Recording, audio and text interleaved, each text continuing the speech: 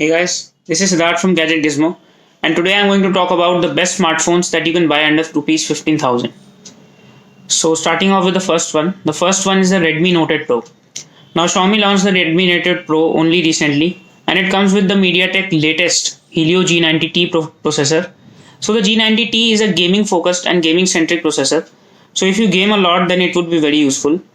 And it also comes with the world's first 64 megapixel camera. So it has basically four cameras: a 64 megapixel primary camera, a 8 megapixel depth camera, a 2 megapixel macro camera, and another 2 megapixel telephoto lens. And on the selfie side of things, it has a 20 megapixel selfie camera with f2 aperture. It comes with 4500 milliamp hour battery with proprietary support for fast charging, and it also runs on MIUI 10 with Android 9 Pie out of the box. And Xiaomi has said that it will receive the Android 10 update only sometime in the future, but they said that it will be updated as soon as possible. Now the second one is the latest offering by Realme. It is the Realme 5 Pro. So Realme 5 Pro runs on the ColorOS 6 latest version and Android 9 Pie. It is slated to receive Android 10 in the future.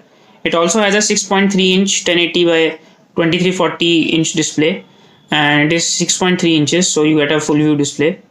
Now coming to the cameras, it has four cameras on the back: a 48 megapixel main camera, an 8 megapixel ultra wide, a 2 megapixel depth sensor, and a 2 megapixel camera for macro shots.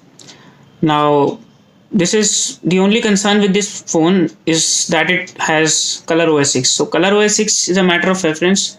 Now it runs on the Snapdragon 7112, which is 712, which is the latest processor from Qualcomm, and it is very useful for gaming also. And it runs also on Adreno 616 GPU. Now the people who want to have a Samsung branding on their phones, they can look at the Samsung Galaxy M30s, the latest offering from Samsung. Now this phone is not for those people who game, that is right off the top. So if you are a heavy gamer, then do not consider this phone, as it usually gets very warm during gaming. But for other purposes, it is actually very fine. It comes with Samsung's own Exynos 9611, and it also has a monstrous 6000 milliamp hour battery. So if you are someone who uses a lot of and spends a lot of time on their phone, then this should be the phone that you get. It also has the 4GB 4GB RAM and 64GB storage options with expandability up to 512GB via micro SD. And also it comes with a 6.4 inch display, Super AMOLED. So not all of these phones in this price range comes with Super AMOLED display, but this phone does. It runs on Android 9 based One UI out of the box. So Samsung has usually been slow with software updates, so don't expect Android 10 to come sometime in the near future. It may come around 5 to 6 months later, but not as of now. Now coming to the camera, it comes with a 3-lens system on the back. So the primary one is a 48 megapixel sensor.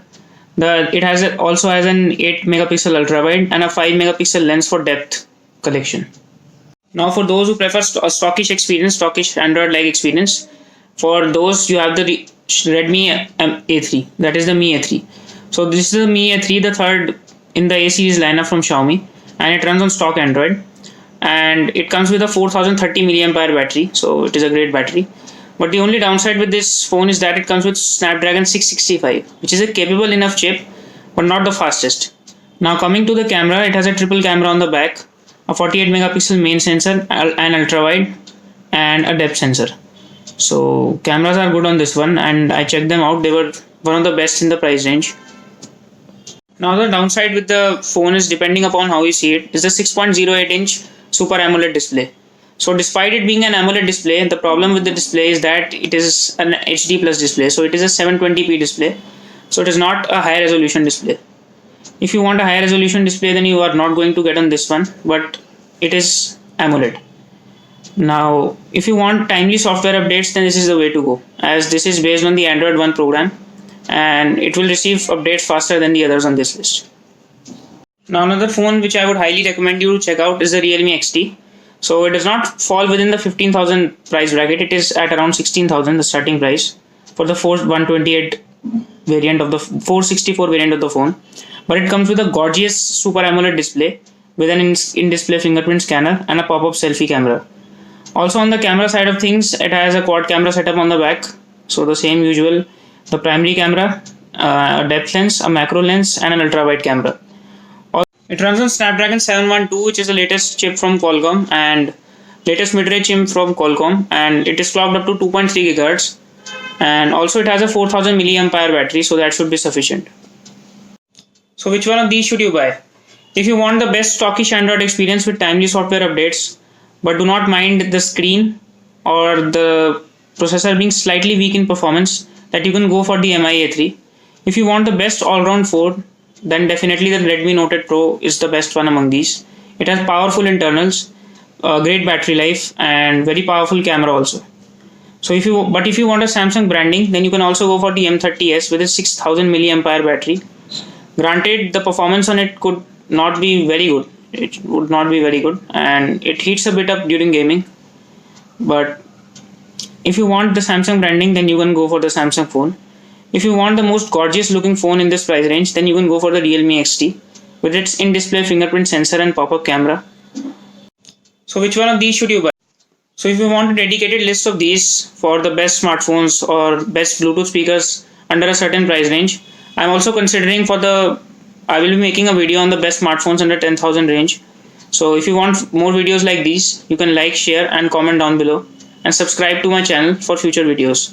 This is Siddharth signing off. Hope to see you in the next video.